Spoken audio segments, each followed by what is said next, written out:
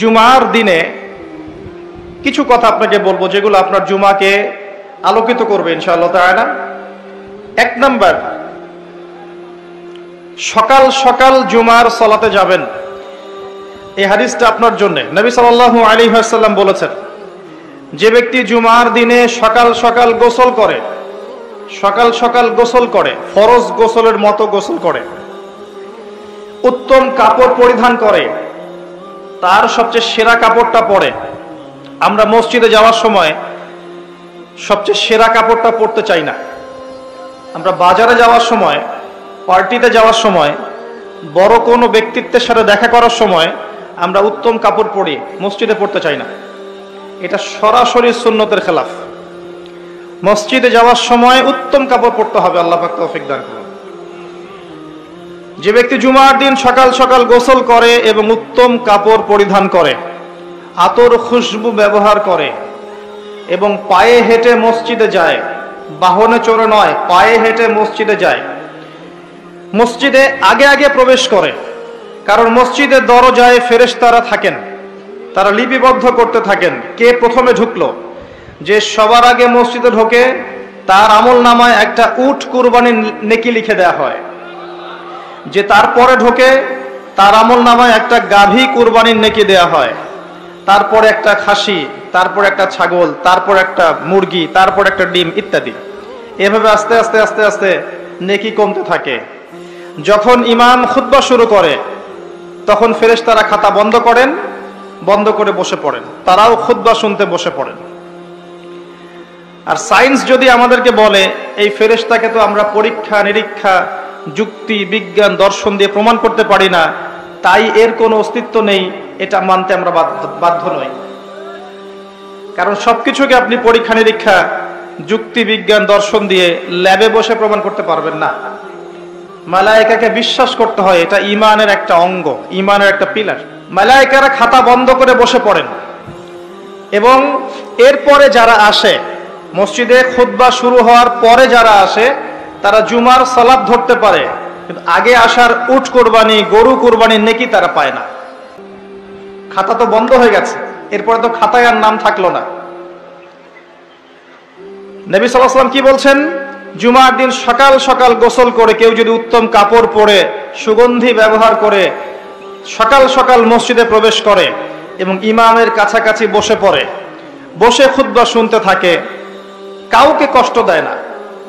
কষ্ট দেয় না মানে কেউ যদি কথা বলে তাকে এতটুকু বলে না যে তুমি চুপ করো, একদম চুপচাপ সে নীরবে ইমামের খুতবা শুনতে থাকে দিলের কান দিয়ে।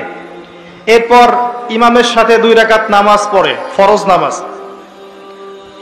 নবী করিম সাল্লাল্লাহু আলাইহি ওয়াসাল্লাম বলছেন, এই ব্যক্তির আমলনামায় প্রত্যেক যে পদক্ষেপ ফেলে সে মসজিদে এসেছে, প্রত্যেক পদক্ষেপের বিনিময়ে 1 বছরের নফল রোজা আর 1 বছরের নফল নামাজের নেকি দেয়া হবে। ছোট্ট একটা কাজ এই জুমার দিনে করেন, আপনি প্রত্যেক পদক্ষেপে হাজার হাজার বছর ইবাদতের নেকি পাচ্ছেন।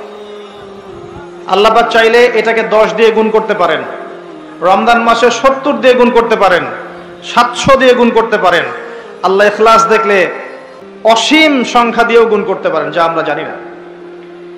তো আমরা নিয়াত করি ইনশাআল্লাহ আগামী জুমায়, আগামীকাল সবাই এভাবে জুমার নামাজে আসবো ইনশাআল্লাহ। নিয়াত করছেন তো? আল্লাহ পাক কবুল করুন, আমিন। এটা একটা কাজ জুমার দিনে। 2 নাম্বার কাজ, জুমার দিনে 5 ওয়াক্ত নামাজ জামাতে পড়ার চেষ্টা করতে হবে। শুধু জুমার নামাজ পড়তেই মসজিদে আসা যাবে না। ফজর, যোহর, ফজর, জুমা, আসর, মাগরিব, ইশা 5 ওয়াক্ত সালাতেই চেষ্টা করতে হবে জামাত ধরার জন্য। পারা যাবে ইনশাআল্লাহ? আল্লাহ কবুল করুন, আমিন। 3 নাম্বার, জুমার দিনে 2টা মুহূর্ত আছে। কয়টা মুহূর্ত? 2টা বললাম এই কারণে, হাদিসে কিন্তু 2টা বলা নাই, বলা আছে একটা। কিন্তু ওই একটা মুহূর্তের ব্যাখ্যায় আলেম ওলামারা 2 রকম মত দিয়েছেন, তাই আমি 2টোর কথা বলেছি। 2টো সময় আছে, এই সময় যদি আপনি দোয়া করেন, আপনার রিজিক যদি হালাল হয়, আপনার আকীদায় যদি শিরক না থাকে, আপনার আমলে যদি বেদাত না থাকে, ইনশাআল্লাহ আপনি যা চাবেন আল্লাহ তাই দিবেন। সময় দুটো হচ্ছে, 1, ইমাম সাহেব খুতবা শুরু করার পর থেকে নামাজ শেষ করার আগ পর্যন্ত এই সংক্ষিপ্ত সময়ে আপনি দোয়া করতে থাকবেন মনে মনে, ইনশাআল্লাহ দেখবেন আল্লাহ আপনার দোয়া কবুল করেছে। 2, আসরের নামাজ শেষ হওয়ার পর থেকে মাগরিব পর্যন্ত এই যে সময়টা, এই সময়ের মধ্যে দোয়া করবেন, ইনশাআল্লাহ আল্লাহ আপনার দোয়া কবুল করবেন। 2, জুমার দিন বেশি বেশি দোয়া করবেন। 4 নাম্বার, জুমার দিনের অন্যতম সেরা কাজ হচ্ছে নবী সাল্লাল্লাহু আলাইহি ওয়াসাল্লামের উপরে দরুদ পড়া। এই দিন নবী সাল্লাল্লাহু আলাইহি ওয়াসাল্লামের সামনে দরুদগুলোকে পেশ করা হয় এবং নাম উল্লেখ করে করে পেশ করা হয় যে আপনার উম্মতের অমুকের পুত্র অমুক আপনার প্রতি সালাম পাঠিয়েছেন, সুবহানাল্লাহ। তখন নবী সাল্লাল্লাহু আলাইহি ওয়াসাল্লাম সালামের উত্তর দিয়ে থাকেন। যদি আপনি নবীর সালামের উত্তর পেতে চান তাহলে বেশি থেকে বেশি দরুদ পড়েন এবং জুমার দিনে আরো বেশি বেশি দরুদ পড়েন। আল্লাহ পাকের এক শ্রেণীর ফেরেশতা আছেন যারা শুধু দরুদগুলোকে কালেক্ট করেন, শুধু দরুদগুলোকে কালেক্ট করেন, কালেক্ট করে নবী সাল্লাল্লাহু আলাইহি ওয়াসাল্লামের কবরের রওজায় পৌঁছে দেন, সুবহানাল্লাহ। এগুলো বিশ্বাস করতে হয় না, চোখে দেখা যায়। একটা বিষয় আমাদের বুঝতে হবে, আল্লাহ পাকের জ্ঞান অসীম আর মানুষের জ্ঞান ক্ষুদ্র। আল্লাহ পাক মানুষকে জ্ঞান শিখিয়েছেন, তাই ক্ষুদ্র জ্ঞানের অধিকারী মানুষ আল্লাহর অসীম জ্ঞানকে ধরে ফেলবে, এটা কি সম্ভব?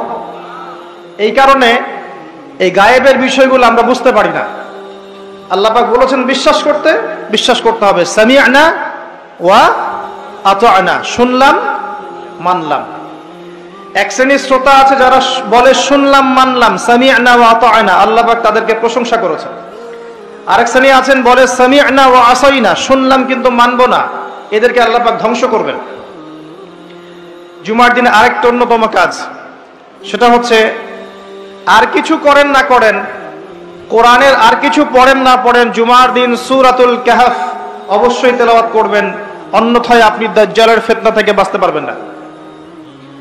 এই পৃথিবীতে এখন যতগুলো ফিতনা চলছে, হোক সেটা শিরকের ফিতনা বা বেদাতের ফিতনা বা হারাম রিজিকের ফিতনা বা মহিলাদের ফিতনা বা বেপর্দা বা সুদ, আপনার ঘুষ, আপনার জেনা, আপনার ব্যভিচার, আপনার এই যে সমকামিতা, আপনার ধর্ষণ, হত্যা, রাহাজানি, ছিনতাই যা চলছে, এই পৃথিবীতে যত ফিতনা চলছে সবগুলো ফিতনাকে একত্রিত করলেও দাজ্জালের ফিতনার সমান হবে না। আমি কি বুঝাতে পারছি ভাই? এই মহা ফিতনা থেকে আপনাকে বাঁচাবে একটা সূরা মাত্র, অনলি একটা সূরা, তার নাম কি? সূরাতুল কাহফ।